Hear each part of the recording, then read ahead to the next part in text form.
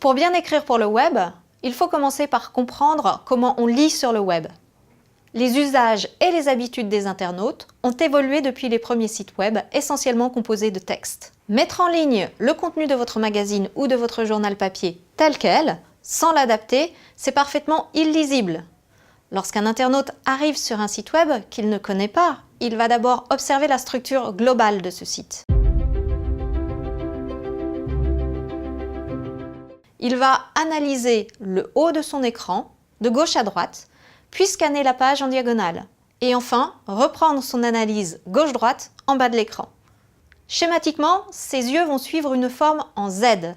Cela lui permet d'avoir un aperçu général de l'endroit où il est arrivé. Et surtout, de décider en quelques secondes s'il va rester chez vous ou s'il a mieux à faire.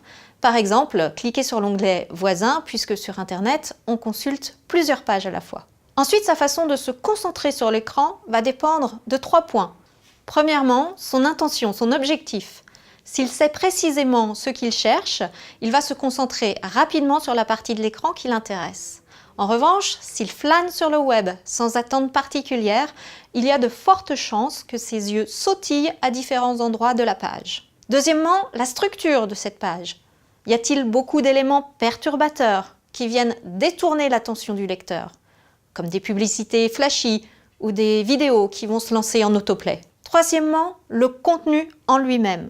La structure du texte, les éléments de navigation, les liens hypertextes. En tant que rédacteur, vous pouvez essentiellement agir sur ce dernier point, c'est sur le contenu. C'est à vous de faire en sorte que le lecteur soit happé par votre texte et y trouve facilement ce qu'il cherche. Une statistique simple à retenir. On ne lit pas sur un écran comme on lit sur du papier. La vitesse de lecture y est inférieure de moins 25%. Vous avez donc affaire à un lecteur qui va s'impatienter s'il ne trouve pas rapidement l'information qu'il cherche. C'est ce que montre Jacob Nielsen, un chercheur danois spécialiste en ergonomie et en utilisabilité des sites web. Il a analysé le mouvement de nos yeux quand on se concentre sur un texte sur un écran. Son étude date de 2006, mais ses conclusions sont toujours d'actualité. En lisant un article sur le web, nous commençons par balayer horizontalement le début du texte pour découvrir le sujet. Ce premier mouvement est ensuite répété un peu plus bas lorsqu'une information nouvelle aura relancé notre attention. Puis nous descendons vers le bas de la page à la recherche d'autres relances et pour se faire une idée de la longueur de l'article. Pour scanner ce texte, nos yeux auront donc dessiné une forme qui ressemble à un F majuscule. Pourquoi adopte-t-on ce comportement ? Il y a 2 raisons, selon Jacob Nielsen. Tout d'abord, sur le web, tout doit aller vite. Nous essayons d'être le plus efficace possible sur la page et de trouver l'information pertinente avec un minimum d'effort. On ne va donc pas lire mot à mot. En moyenne, les lecteurs ne lisent que 28% des mots d'une page. Ensuite, on scanne plus souvent si on se trouve face à un gros bloc de texte sans mise en forme. Cela va rapidement nous démotiver à lire la suite. Évidemment, la présence de photos, de vidéos, d'animations attire immédiatement le regard et modifie ce schéma. La lecture classique de gauche à droite n'est donc plus toujours la norme. L'œil sautille à la recherche d'une information ou d'un stimuli visuel digne d'intérêt, fait des retours en arrière, balaye le contenu d'une page. Vous avez donc affaire à un lecteur pressé, peu attentif et dont l'attention peut être facilement détournée par de multiples facteurs. Quels enseignements tirer de ces habitudes de lecture lorsqu'on est rédacteur de contenu? Il y en a 3.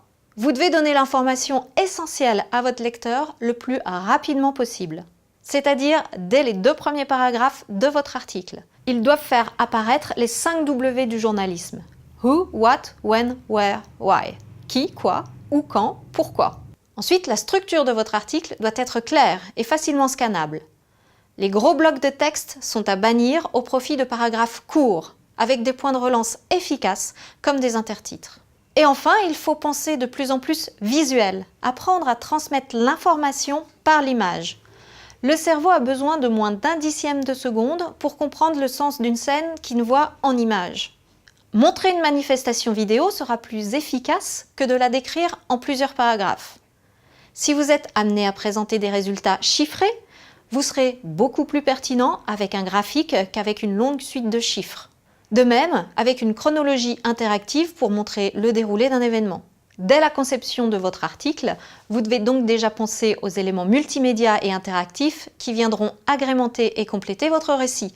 C'est là toute la spécificité et, avouons-le, le charme de l'écriture web.